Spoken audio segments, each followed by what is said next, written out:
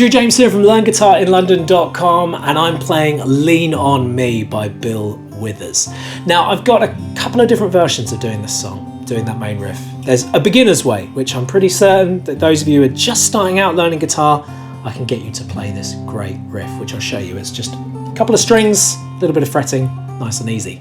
Then there's a slightly more intermediate way where we're playing triads and we're strumming, which makes it sound more like the piano part that this song is played. It's played on piano, not on guitar.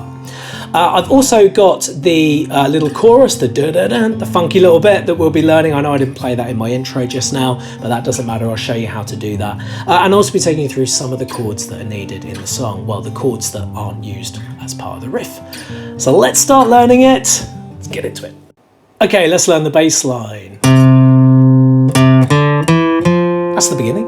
Okay, so we're going to find fret 3 on the A string. I label the strings Eddie, A, Dynamite, goodbye, Eddie. So that's E, A, D, G, B, E. We're on fret 3 on the A string. We're going to use our ring finger. Okay, ring finger is going to be assigned to fret 3. Middle finger is going to be assigned to fret 2. And really that's all we're going to need, because we only need frets 3 or 2 on various different strings. In fact, not even different strings, just 3 strings.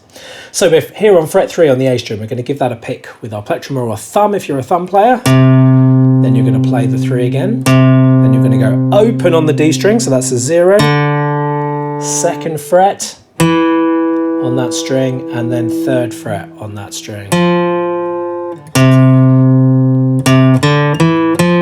Okay, so that's the beginning. 3, change strings, 0, 2, 3. Okay. Next, we're going to go backwards. We're going to go the 3 again that we just played on the D string. 3, then 2, then open. Then 3 on the A string. So we're literally going to go back the way we came. Okay. So let's put that all together. 3, 3, 0, 2, 3.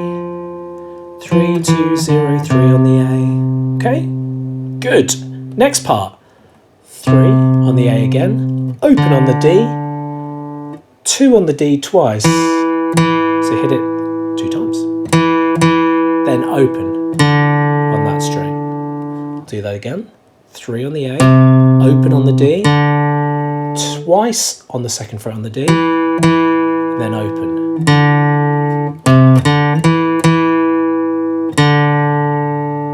So far, we've got 3, 3, 0, 2, 3, 3, 2, 0, 3, 3, 0, 2, 2, 0 on the D.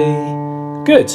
We're now going to pretty much repeat. So we go 3 on the A string, 3 again, 3, 0, 2, 3. We've done this already. 3, 2, 0, 3. So we've done that already. That's the beginning of the song. Now the ending is just slightly different. We go 3 on the A string, open on the D, 2nd fret on the D, and then 2nd fret, first time we've ever done this note in this song, on the A string to make this B note, and then finally 3 where we started. So that ending is 3 on the A string, open on the D, 2nd on the D, 2nd on the A, 3. So that's,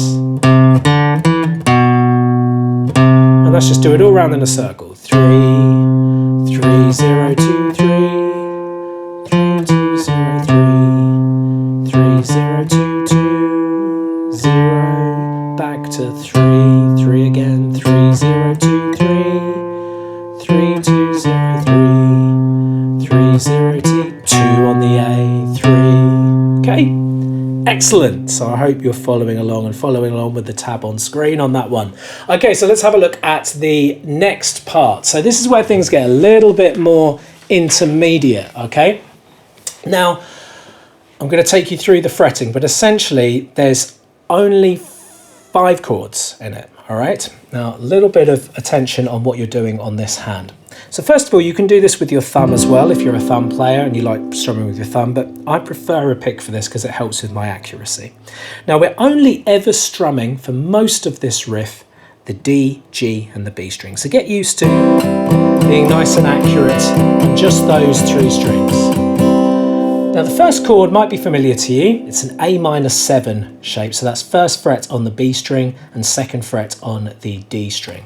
And you're going to strum those 3 strings. Then you're going to strum it again, because this is just the same riff that you learned. You were playing the bass to it earlier, the bass part, which still sounds good on guitar, but now you're going to be doing it with more notes rather than just single notes. So that's your first part. You're then going to find fret 2 on the G string, fret 4 on the D, and fret 4 on the B. That's your next chord. It's a D minor over F. So we've got... Now, a little trick on this. Notice how my middle finger, as I make the change, isn't coming off the string. It's moving up to fret 3, index is coming down, and ring is here. So I'll do that slowly. Just look at that close up. Okay? Once you've done this, you're going to move this chord shape up 2 frets. So past fret 3 into fret 4. So you'll be 4 on the G string and 5 on the D and the B. Okay? That's the next chord. And this chord is an E minor over G. So we've got... Okay? Notice my middle finger is staying quite static the whole time on the G string. Sorry, D string. Ugh. And with your plectrum, aim to strum G, B and E. It can be difficult to not hit the E string. Now you could, if you wanted to, place your little finger to mute the E string in case you hit it, but I just tend to favour being accurate with my right hand, hitting the right strings. Good. Into this next chord. Now this next chord is an F over A. Now I'll show you the way that I've been practicing it. I'll also show you another way that I figured out if that's too hard for you. And finally a third way that I've been chatting with my mate about how he does it. Okay.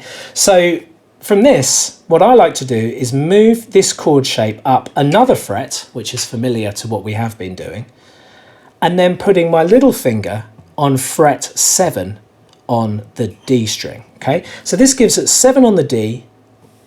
We don't need that middle finger technically. Okay, that's no longer important, but I'm just keeping it down because it's part of the earlier chord shape.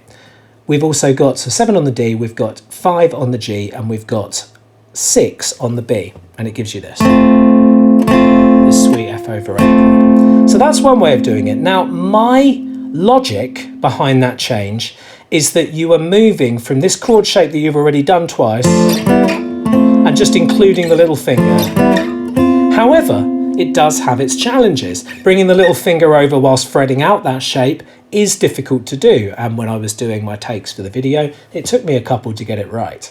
Okay, so that is one way, and by all means please try that.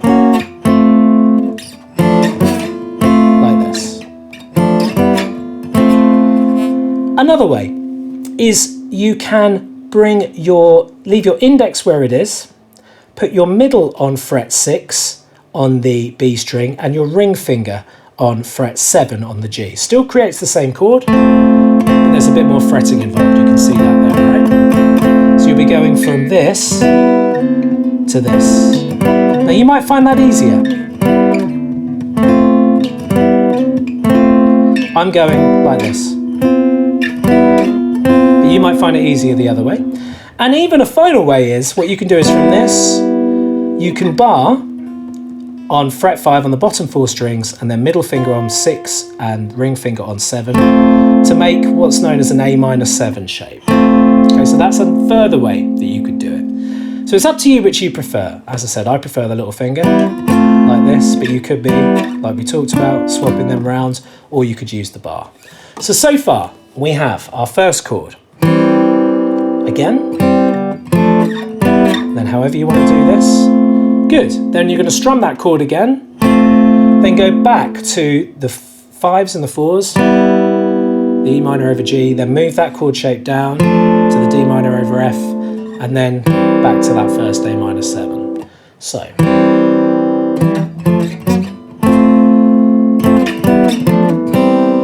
Good, next, we strum that chord again, then this chord, and then we do 2 of the E minor over Gs. Then move that down 2 frets to the second chord that we did, the D minor over F. And that gives us the first half of it.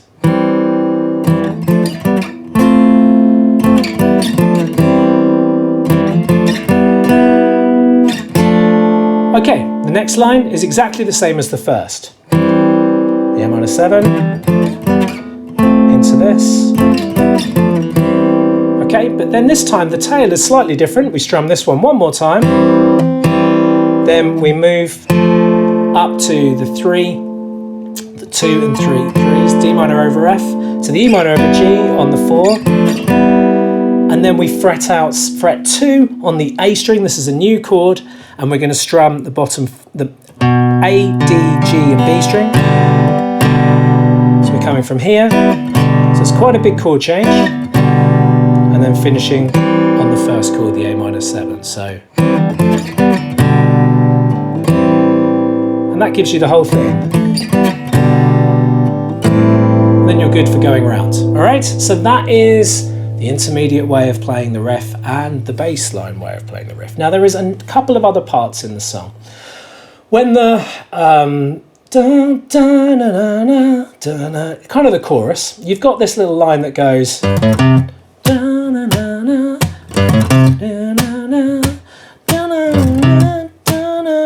Okay, now I like to do this with closed strings, going 3 on the thickest string, 5 on the A string, 3 on the, 3 on the E, 5 on the E, and 3 on the A, like this. Now if that's too difficult for you, you could do the 3 open on the A and 3rd fret on the C, on the A string, like this.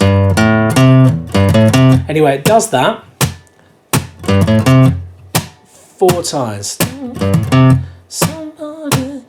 Just 3 times. And then G, C, da da da da, da da da da, da G, C, da da da. And then you'd be round again, okay? And final part at the end. The ending has this, so you're going F, so at the end, you're just holding an F chord. You can do that however you like with the full bar to a C. And that kind of helps you fade out, which is another part of the music which isn't included in the riff.